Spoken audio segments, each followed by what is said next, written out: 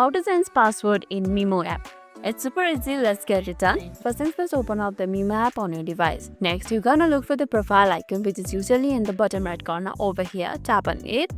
That will take you to the profile, which will look like this. Now you will see a gear-like icon or a setting icon in top right corner, which is over here. Tap on it. That will take you to the setting. Now scroll down. And over here, you will see an option for change the password. Tap on it. That will take you to the website where you will reset your password. Now simply put your email address over here and then tap on send password reset link. You confirm your identity by clicking on the link you have sent to them. Let's go to the email address now. Okay, it's over here. Tap on set new password. Now write your new password over here. Then tap on set a new password.